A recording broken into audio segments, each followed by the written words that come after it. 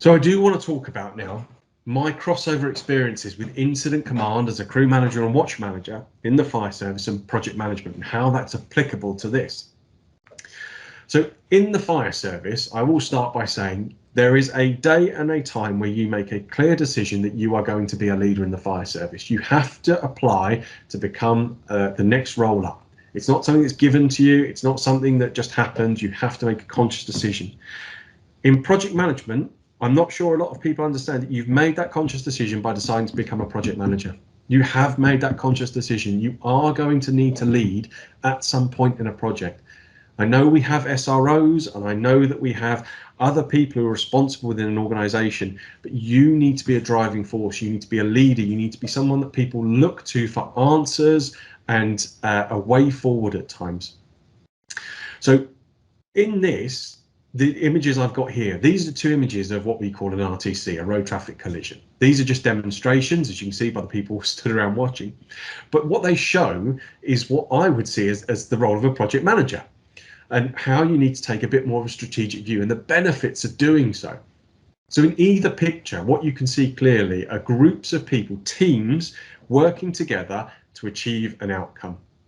In both pictures, you've got teams of firefighters, hands-on, cutting out victims, casualties from a car accident and trying to help them. Now, they're not coming up with that plan with their heads inside the car. No, the person who stood back wearing the white helmet and watching is the person devising that plan. They are the strategic leader in this instance. For me, that's the project management role here.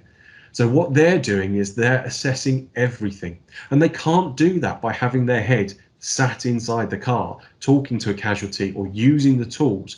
They've got people to do that. And that's a key part about project management, is identifying resourcing as one of them. We'll get to that bit later on about identifying the components you need to be a successful strategic thinker as well. But here, you need to be able to step back. You need to be able to plan. The person with the white helmet on is the one looking at the overall aims and objectives. They know they have a person trapped. They know the outcome is to have somebody extricated from that vehicle in the quickest possible and safest possible way, and get them to hospital. Now, they're not going to be able to do that, as I say, if they've got their hands on the tools, but they can direct everybody else to do that. Occasionally, they'll be drawn in because they have to answer a specific question. Somebody will say, I've got this, what can I do about it? And they'll have to put their head in and go, I want you to do this. But they need to be able to draw themselves back. And I know in your previous talk about leadership, you spoke about that, getting drawn in to the technical, or what I'd call the tactical decision making, is getting right your head in there and not being able to draw yourself back away from that work. But you've got to. And the benefits of doing that is, for me, you're aware of the wider risks. That's in particular with these examples. If you don't stand back, there are risks you could miss. And that's the same in project management. If you're detailed work, if you're always working really close into the detail and doing the work of others, you're going to miss the wider risks that could affect the delivery of your project. You've also got to be planning the outcome, and that's continually reassessing with more information, and I'll touch on that again, but with more information that comes to you as an incident commander, you need to be able to reassess your situation. And it's no different for a project manager. Anybody who starts a plan on day one and is exactly the same plan come the end of the project has either been extremely lucky or they haven't done their job in between. You have to reassess. You have to keep making small changes, or sometimes big changes, to your plan to be effective, to make the change stick and to make it work for the organization. And the other point about standing back and being able to control the environment and having that strategic view is about managing the narrative. That's the term I really like.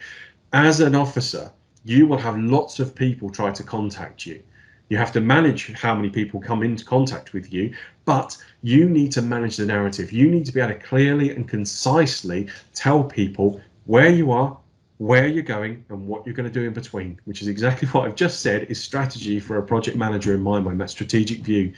You need to be able to communicate to members of the press, to people, possibly members of the family, to the police, to the ambulance, to other emergency services, or anybody else who's there at the incident. You need to be able to clearly explain where you are, what your plan is, and what the outcome's going to be. And that strategic view, as I say, managing that narrative is exactly what you need to do as a project manager.